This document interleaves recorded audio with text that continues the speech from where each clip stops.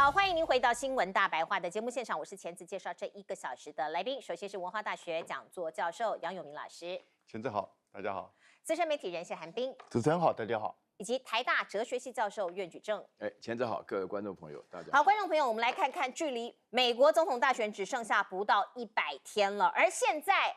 这个是川普对上贺锦丽的大战，并且从广告战开始开打。我们看到了共和党的这个川普制作了一个最新的广告，他攻击贺锦丽，说贺锦丽是边境沙皇，是失败、软弱又危险的自由主义者，讲的是过去4年拜登跟贺锦丽执政期间，有超过1000万名的非法移民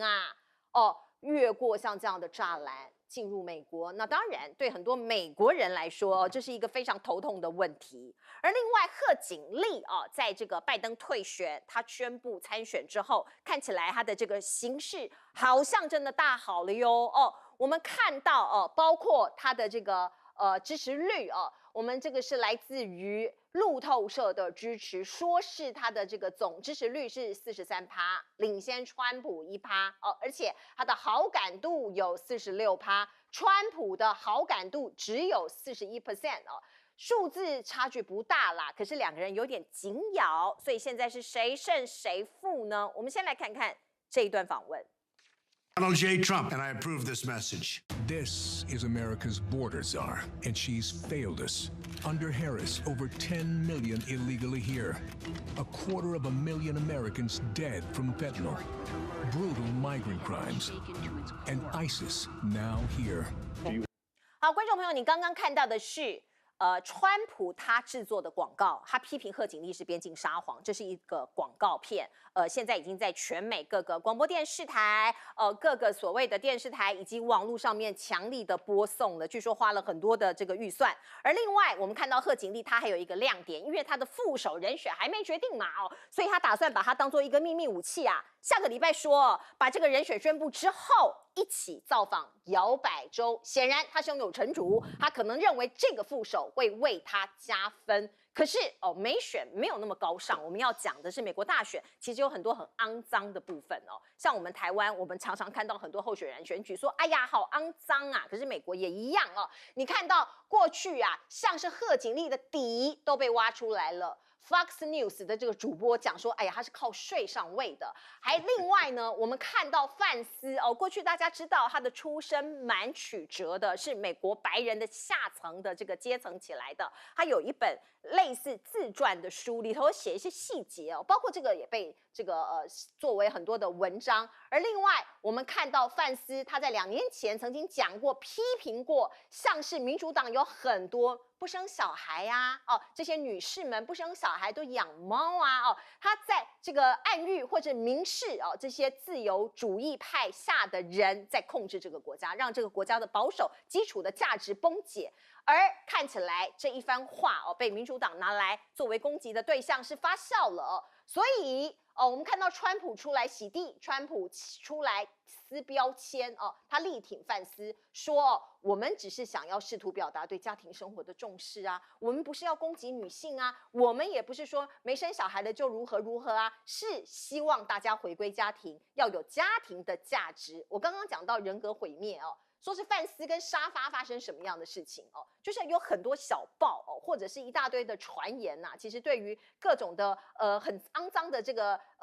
一些说法其实都在媒体上面被呈现了。而另外我们看到现在贺阵营出招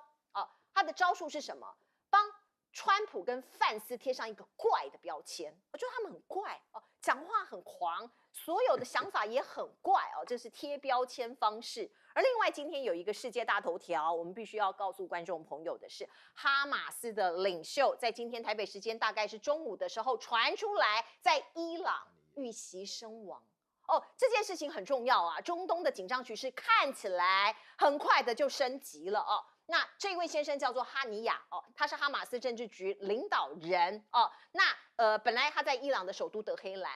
那不晓得为什么到底是谁来暗杀他，所以他遇袭身亡了。我们看到原油跟黄金的价格在这个新闻一出来之后，立马冲高哦，因为代表可能中东又会有一波不稳定的局势了。而我们看到了这个哈尼亚到底是谁下令暗杀他的，又是谁把他给干掉的呢？哦，据说是来自伊朗境外的飞弹哦，一枚飞弹哎，击中他哎，把他给杀了哎，看起来也不是什么随随便便的人吧？哦，那对于这个哈尼亚的死法哦。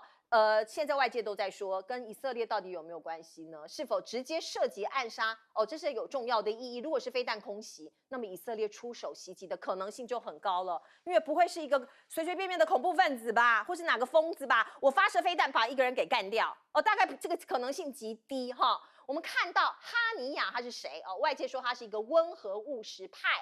壮大哈马斯的战力，还有3子4孙死于这一次以色列的空袭，你就知道以色列空袭了加萨这么久，造成多少人死亡哦。那另外呢，我们再来看看，包括这个以色列的说法哦。以色列到目前为止，官方没有回应哈马斯领袖遭到暗杀的事情。可是极右派的这一位部长说死得好哦，在鼓掌说死得好。来，我们先请教彬哥怎么看美选？没选，当然现在时间剩下不多了，所以双方开始一些竞选广告这些东西出来，那彼此互相攻击是很正常的事情。那可是呢，路透这个民调看起来好像他说的是双扭转，不管是支持度、好感度都扭转回来，其实是错的。因为你去看路透的上个礼拜的民调，上礼拜是44对42，这礼拜是43对42，所以它领先幅度反而缩小了。所以我觉得不要听有些媒体大概搞不清楚状况就随便乱写啊。那实际上，如果你去看赌盘的话，现在川普的胜率是53%，贺锦丽胜率是49%。赌盘对，所以其实还是美国这个是公开赌的，所以现在赌盘还是认为川普是占据领先优势。那当然领先优势也不大，所以双方如果谁犯了重大错误，或是被人家攻击到一个要点的话，那就也有可能猪羊变色，这目前还很难说。那当然，双方的副手人选也是一个重中之重。如果你选到一个好的副手，当然会有加分的这样一个状况。那川普已经选了范斯，那这个范斯呢，因为他是一个在某一些言论上甚至比川普本人还保守的这种人，所以他会引起争议是不在话下。但是因为他过去就是这样的人，所以我认为川普团队早就评估过，他们一定是认为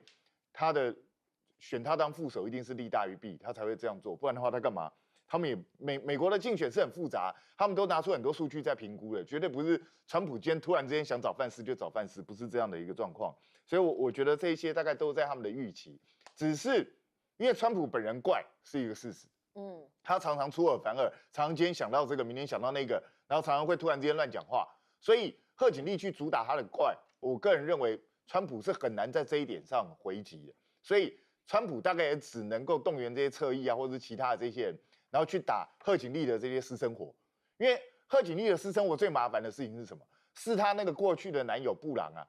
他现在已经90岁了，他没事还在不断的跟媒体讲他过去跟贺锦丽怎么样。那所以你有这么一个八卦的前男友，你能怎么办？那尤其现在是选战的关键时刻，我觉得贺锦丽自己是不是要赶快去？因为他到现在跟布朗还是保持蛮友好的关系，他是不是应该要赶快去跟布朗讲一下，叫他不要再大嘴巴？因为如果这样持续讲下去的话，真的会对他选情恐怕是会有影响的。那当然，今天最震惊的消息还是哈马斯的这个领袖突然遇刺。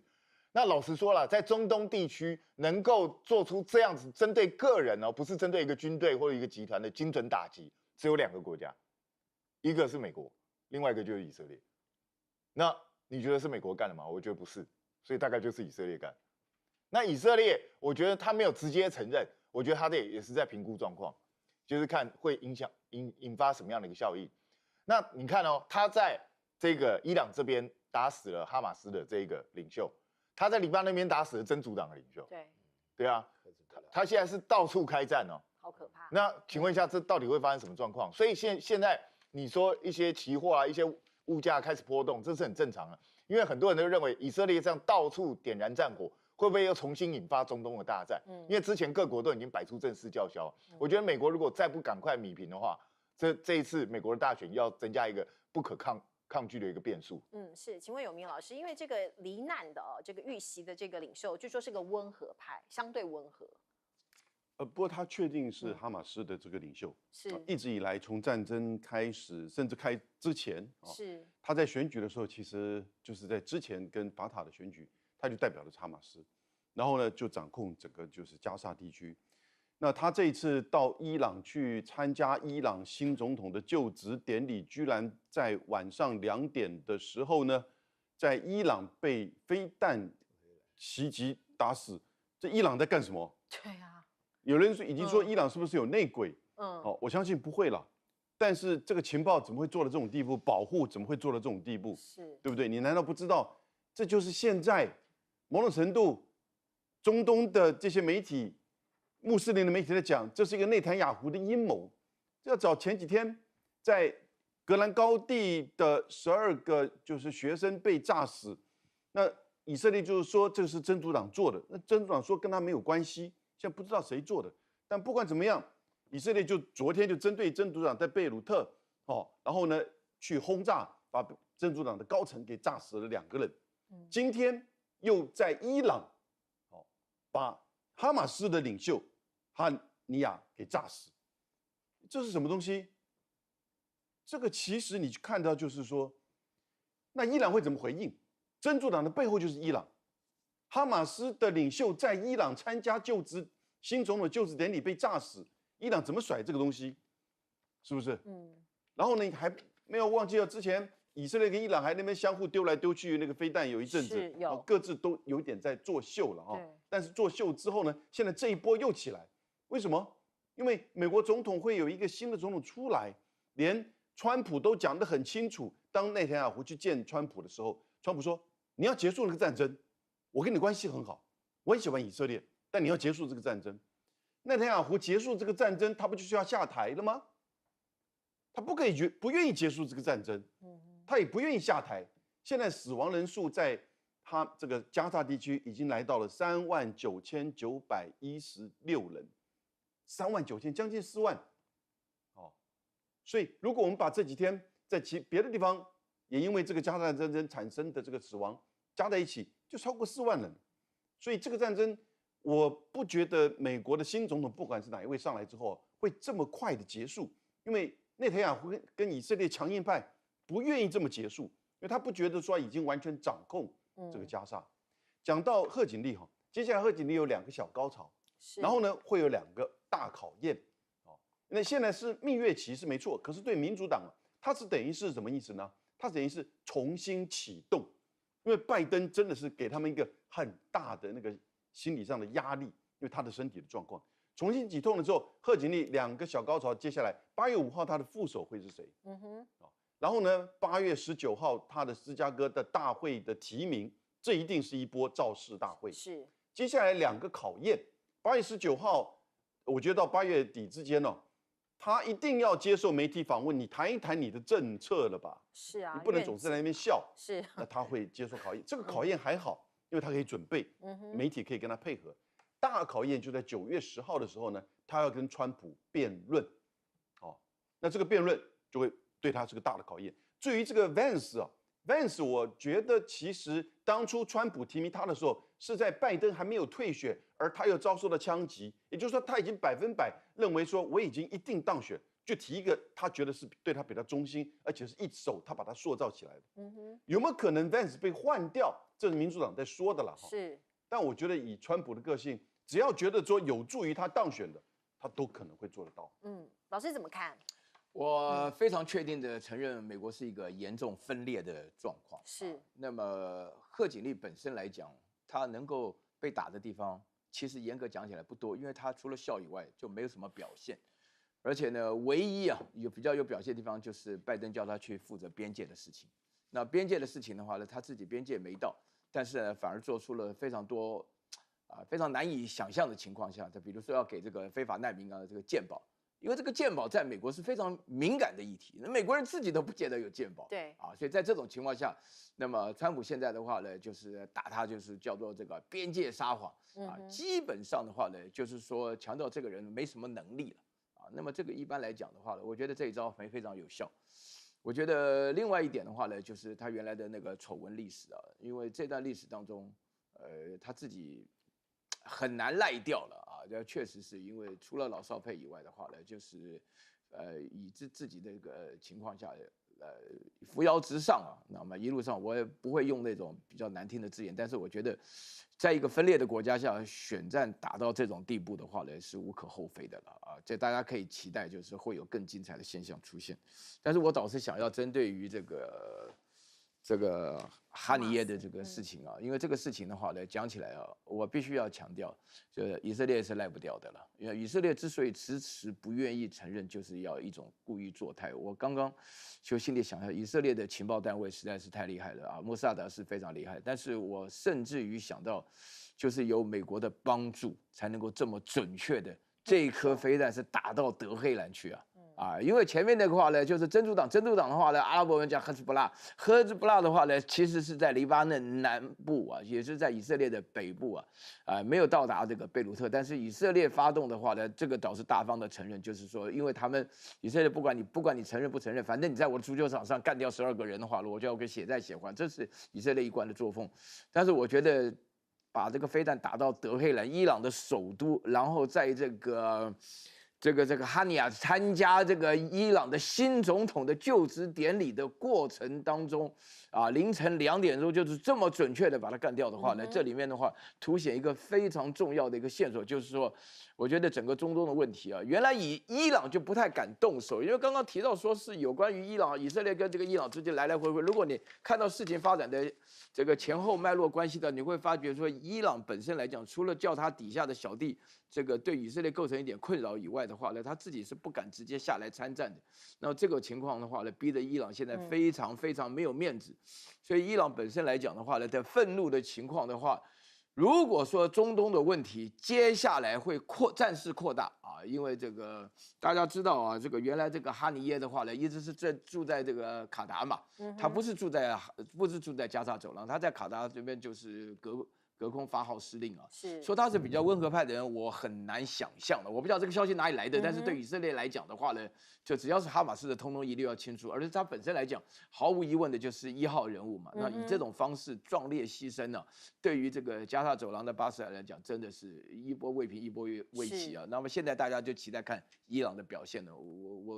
我觉得这个中东地区乱下去的话呢，美国也会跟着麻烦的。没有错，现在中东看起来还会再更乱哦。那未来的状况我们不知道。不过，对于美国或者对于西方国家来说，还有另外一个头痛的地方，包括俄罗斯跟中国大陆是不是联手，再加上北朝鲜，也就是北韩哦。如果3个国家联手在一起的话，对于西方国家来说，那更是头痛的问题。我们先来看看俄罗斯的海军现在正在举行重大的军演哦，包括4个舰队全面参加。他们计划在哪里呢？包括在北极，包括在太平洋，包括在波罗的海，还有里海的海军舰队，通通来一个海上的大演习。那另外我们看到乌克兰这个所谓俄乌战争里头的一个重要的主角乌克兰，他的外长不是才刚刚结束了去北京的访问吗？现在他们发出邀请函，希望王毅中国大陆的外长也到基辅来访问。而王毅出人意料的是，他有兴趣哦。我们看到北京的访问是我感兴趣哦，这个是来自于乌克兰外交部发言人的一个说法。他说，已经两边在讨论是不是要怎么样深入讨论各种的国际议题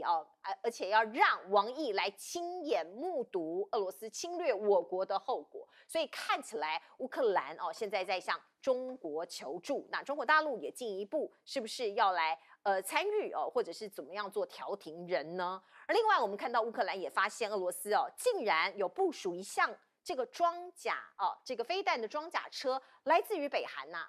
北韩自制的，所以意味着北韩也参战了吗？或者是北韩也支援了吗？他们觉得证据确凿。而另外我们看到西方国家最近这个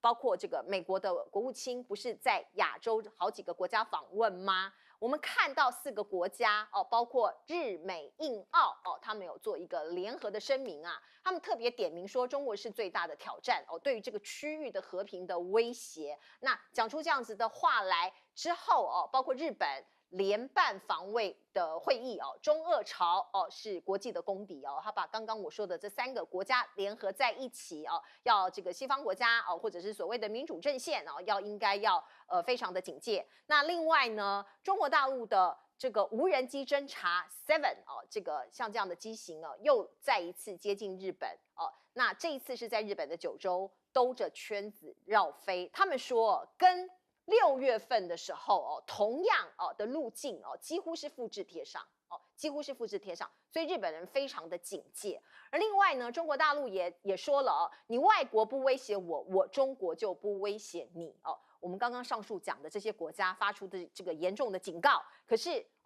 北京就说没有啊，我核武扩张这件事情是你们要来威胁我，如果你们不这么做，我也不会威胁你哦。所以你现在看到有很多这个紧张对峙的情势哦，在各个地球的角落上面哦，看起来已经摆好阵仗了。而另外，解放军那当然他的这个武力啊，现在不断的日新月异，包括我们说了很多次的福建舰啊，已经完成第3度的海上这个试验啊。我们看到它的这个陆续啊，这个上舰测试啊，这个舰载机啊，都已经在陆续在做好准备了。而另外，我们看到美国国会有一项报告出炉，说是如果跟中国开战，也就是美中大战，那中国大陆如果这一旦的全面的开战的话，美国的弹药只够打30天哦，这个是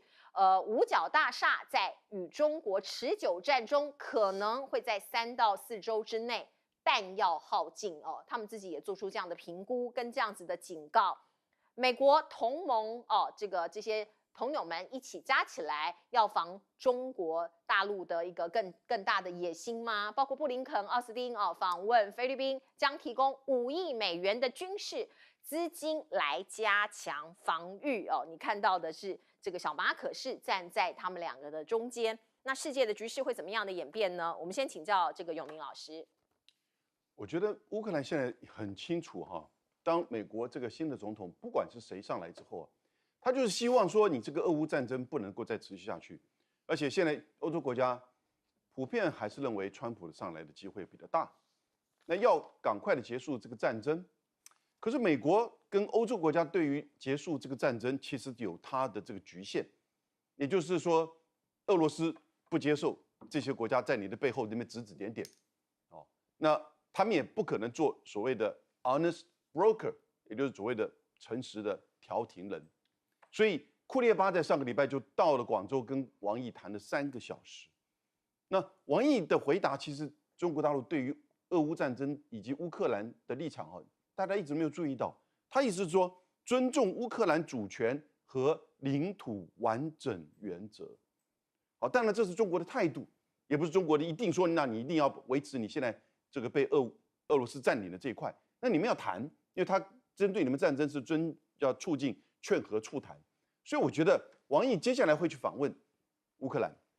会在俄乌战争甚至在美国这个总统大选之前，或者是之后在新总统就任之前，就形成了一个就是由中国来去协调俄乌战争，乌克兰、俄罗斯能够直接面对面谈出一个方案，那当然就是你们谈，因为作为一个 honest broker 自己不会提方案，这是你们自己要谈的。这个各位你想想看，从中国的这个立场，他过去在伊朗跟沙烏地的这个协调，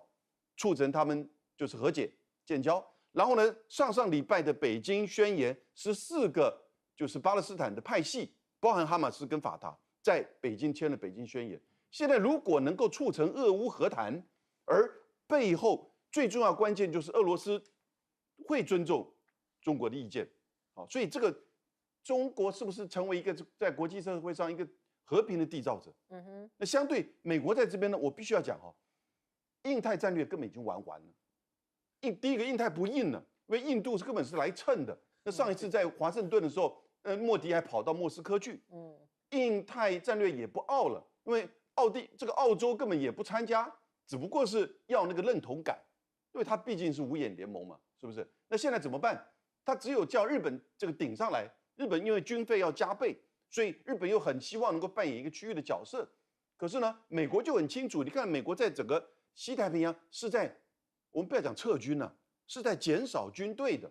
他把就是驻日美军呢2星变3星，但是减少了7000到9000的海军陆战队调到美国的本土跟关岛来。那因为在这个区域中美之间的军事平衡，美国已经不可能了。海军舰队的这个数量、飞弹的巨子的比较，各个层面，其实你都看到美国在这边的部署跟出现了。开始只不过是在做，就是说维持至少它驻日美军、驻韩美军应有的这个规模。那这个日本能撑得上来吗？那你知我知都不可能。日本也不会完全放弃它的和平主义。所以当这边大家都认为说，哇，日本做美国的副警长，美国有一个强而有力的这个支柱，我们这个台湾有事，日本一定会介入，那你就在梦，那你就是在梦，你知道，整个这个区域军事平衡已经改变了，美国已经退了或减少，日本只不过是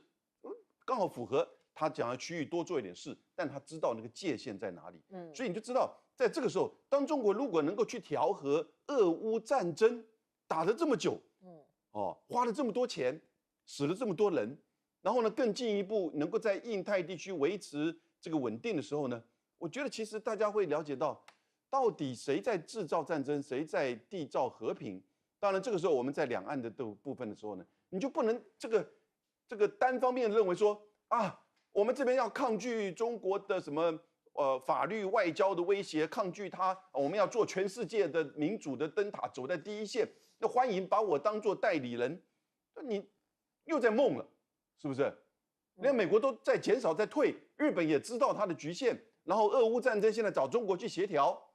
你台湾战争，你台湾要走到前面去跟中国去对撞吗？真的在梦。对，这是我们现在台湾看起来执政党想要做的事情。来，先请教苑老师。这个我觉得啊，这个有关于首先呢，国际局势确实是改变了啊，我个人感触是非常强烈的。以前我都认为代表发达与正义的一方，现在都变成了发达可能还是很发达，但是就不太正义了啊。这个西方国家的话呢，对于中俄朝的指责啊，这个是非常有意思的。因为原先我自己在国外住的时候，我必须坦白讲啊，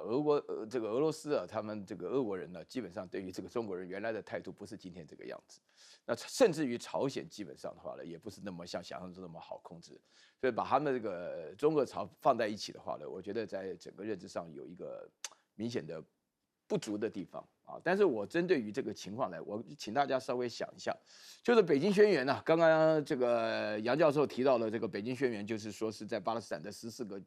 军事交战团体，其中包含了法塔赫跟这个哈马斯啊的这种情况下，然后就签了北京宣言，在北京签了北京宣言，然后呢，接下来几乎马不停蹄，库列巴到哪去了？到广州啊，没有到北京啊。那么这个本身地点的话呢，接近的程度啊很不一样。然后呢，北京宣言呢只有讲好听的话，为什么呢？我觉得呢，实际上大家也知道，就是不是靠这个巴勒斯坦要建国建国，因为他面对的敌人非常强大，是美国加以色列，可以说是整个世界上的军事上力量啊，就是最前面的。但是呢，这个俄乌之间冲突的话呢，这个库列巴，我觉得啦，他可能是主动要求，但是中国在广州接见的时候呢，那么时候呢，它里面的王毅讲的话就是说，这个情况目前为止不成熟，非常困难的意思。请大家稍微想一下啊，就是说是如果俄乌冲突之间按照川普的那种讲法，24小时内结束的话，啊，对中国好还是不好？想也知道嘛，对不对？那美国就腾下一只手来，就对付他原来想要对付的事情。那是这个巴以之间的冲突的话呢，谁能够结束得了？对不对？因为纳坦雅胡的话呢，大家要了解一件事啊，纳坦雅胡在美国国会的演讲非常成功啊，很多人的报道说，哎呀，不成功失败的，外面有人抗议，没几个人呢。我跟你讲，他非常会讲话，而且他讲的话的话，的确讲到美国国会的心情。他讲好到什么程度？好到美国国会的演讲当中有一种莫名其妙，每1分钟起来乱鼓掌。他说不要鼓掌，听我讲什么？哎，就是讲的，我没有听说过到美国国会演讲的人这么就是好像爸爸训儿子一样啊！不要乱拍手，不要乱拍手，听我讲什么。我跟你讲，非常成功。回去以后就得到了这2个大的这种杀伤力极强，一个是针对真主党，一个是针对哈马斯。你认为这个情报哪来的？对不对？那成功是很明显的。那么以色列本身来讲的话呢，在这样子的一个成功的结果下，它有一个最重要的目标。对于大陆来讲的话呢，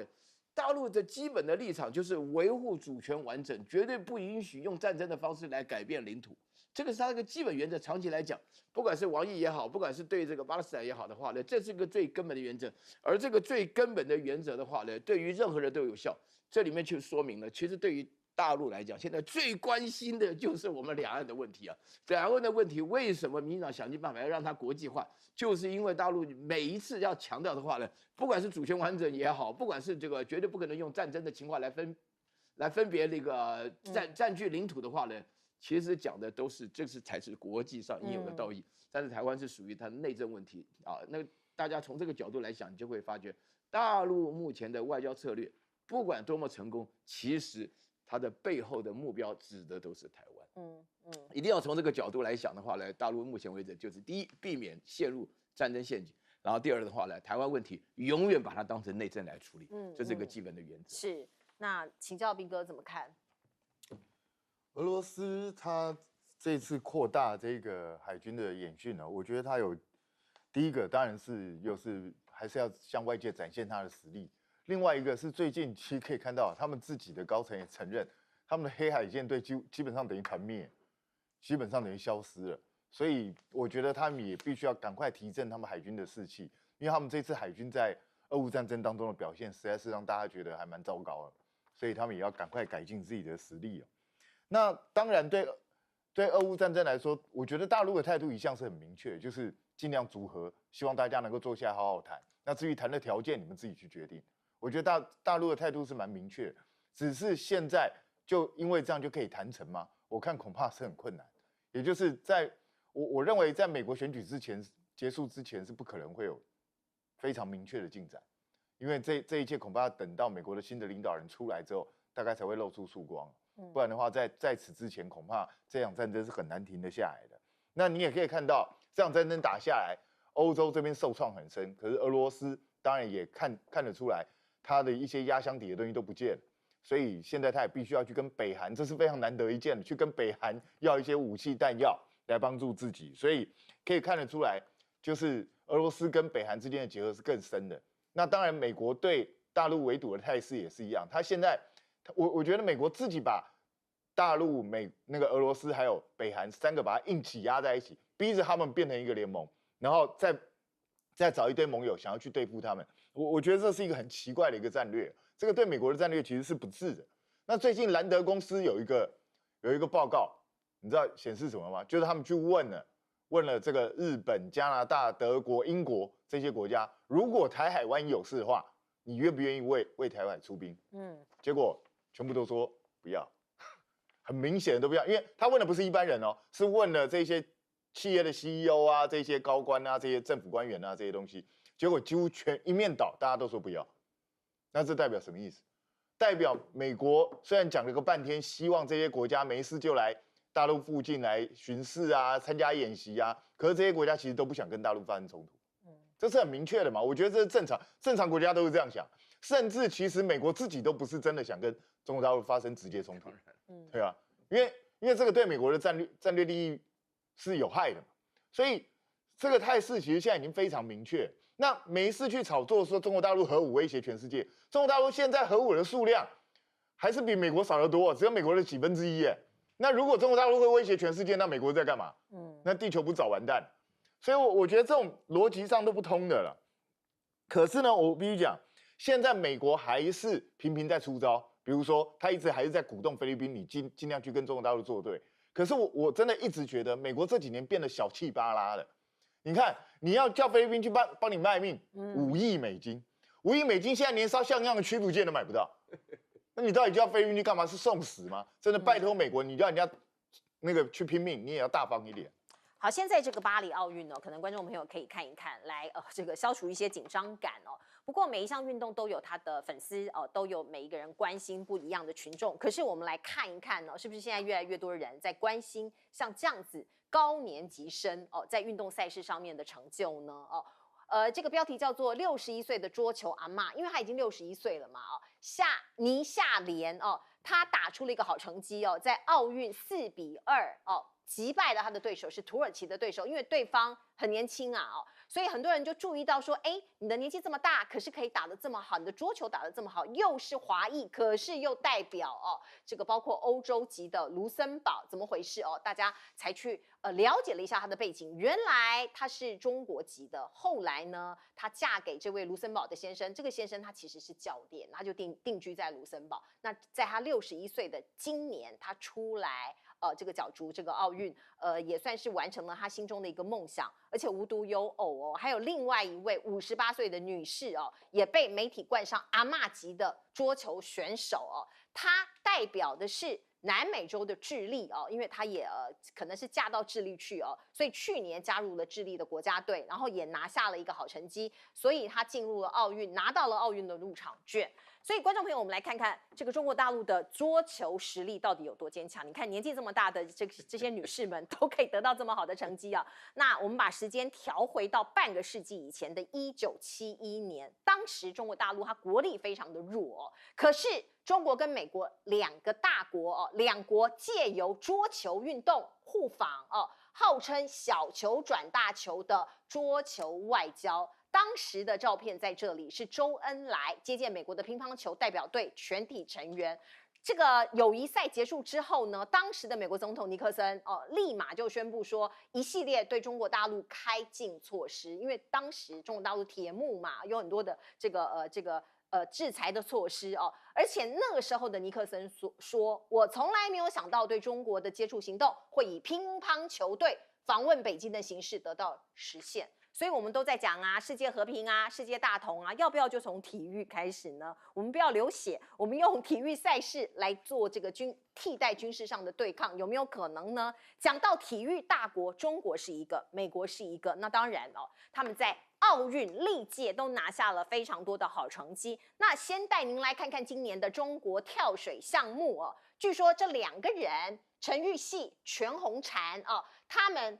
双搭档，水花消失术会再现体操、游泳中国大陆其实都是非常强的强项这两个人冲上了今天的微博热搜。而另外我们看到中国的女排首战也开红门这个开门红我们看到他们拿下隔了20年在奥运的赛场再度击败美国的女排。美国女排是很强的呀而这个你赢一点我胜一些，包括在美国我们大家知道他们传统在体操的女团也很强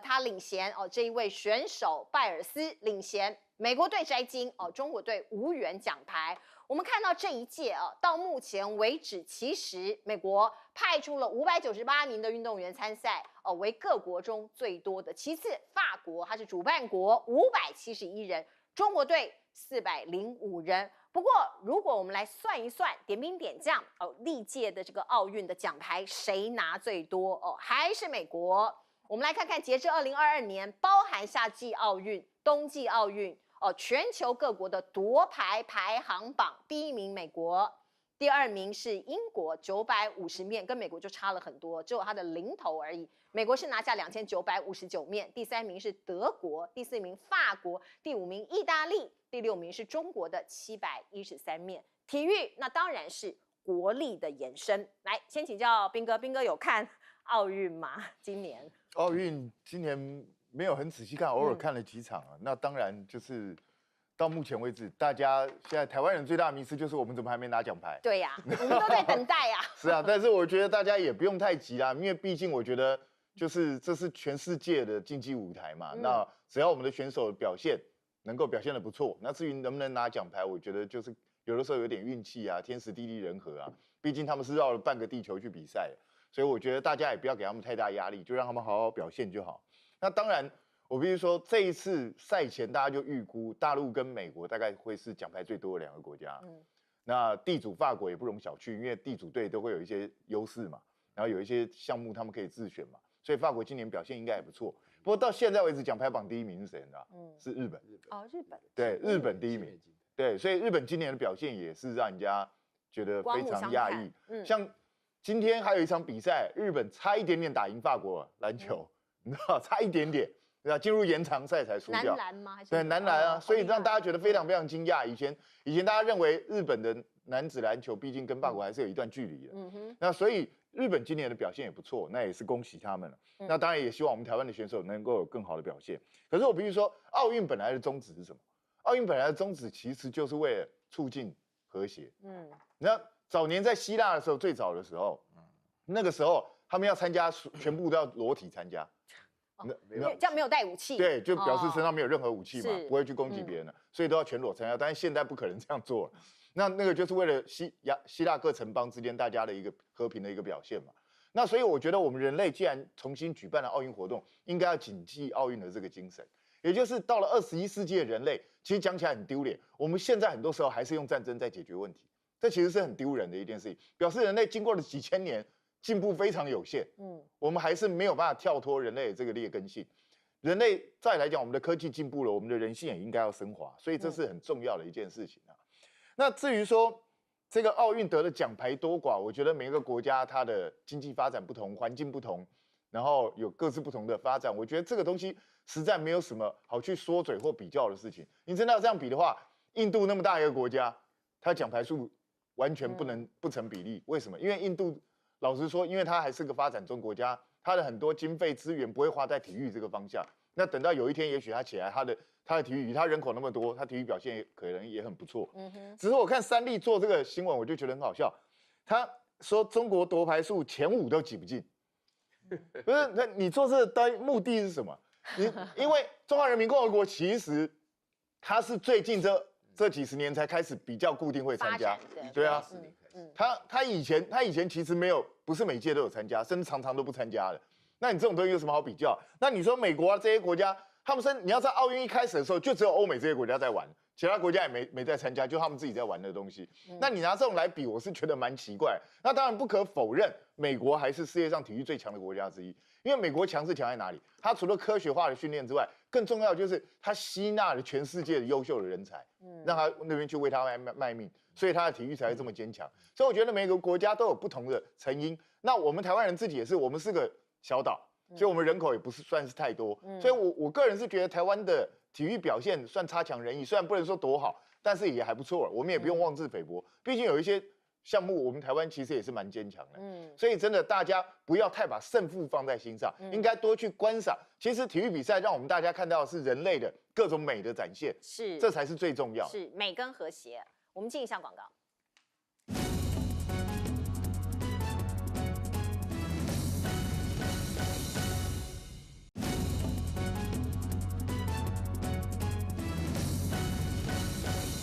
好，我们刚刚看到这个巴黎奥运的跳水项目，在女子的双跳水双人组10米高台上，我们就看到了包括陈芋汐，还有另外这个全红婵2个人入水的姿势很漂亮的，来请教老师。好，我必须先强调一下，这个桌球对于中国人的发展来讲，有一个很重要的意义啊。除了1971年的那个乒乓外交之外的话呢，另外我自己个人呢，就是唯一就是比较常接触的就是桌球。桌球这个运动啊，本身来讲的话，比较不受年龄的限制。所以这一次的话呢，这位倪夏莲呢，这个桌球阿嬷的话呢，她代表卢森堡的队伍，就是打败的是土耳其。我查了一下啊，她打败真的是土耳其人啊。因为通常在这个桌球的国际赛事当中的话呢，常常遇到华人对抗华人，他们的出生地都是在中国嘛，所以说这种情况下。也就是可以了解，就是说桌球玩到今天这个阶段的话呢，没有中国队的参与的话呢，是没有办法突破的。现在有各式各样的限制哈。那么另外我要讲到跳水啊，这个跳水全红婵的跳水，我这个4年来我一直不断的在关注哇，他不得了啊！他这个是个奇迹式的爆发啊！他第一次出来的时候，连整个那个头发、这个发型各方面，完完全全就是他为什么呢？就是因为疫情的关系，所以都拖了1年以后，他年龄刚好到了14岁，他到的时候参加不得了，他在参加人家采访他啥都不知道啊！他连这个陈芋汐什么其他的人士的话呢，那个姓张的话呢，就世界冠军。不过我必须强调啊，这个大陆有个很有名的记者白岩松，他讲从1984年大陆第一次参与这个奥运会的时候，各式各样的这个跳水的这个国际赛事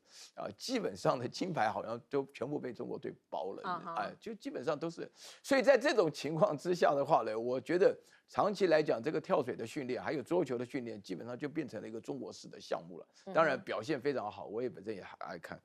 那另外的话呢，我讲到一件事情，就是体育跟政治，现在哪里有什么体育跟政治分开的？根本不可能。这一次的话呢，居然不让俄罗斯参加然后呢，以色列的话呢，参加的话呢，还常常被打出现这种怪现象。那这个就是你要把体育跟政治连在一起的结果，必然这样子。那另外3里讲到那个奖牌的比例上来讲的话呢，那个大陆是真的到了1984年，因为这个体育的往往跟政治就连在一起。我那个时候1980年的时候，是因为这个苏联入侵阿富汗，所以就美国杯葛。然后1984年洛杉矶奥运的时候，然后苏联就杯葛，然后大陆才开始参加所以大家要回顾一下历史，就会了解，奥林匹克的运动就是一部20世纪的人类的政治历史。是没有错。来，我们进一下广告。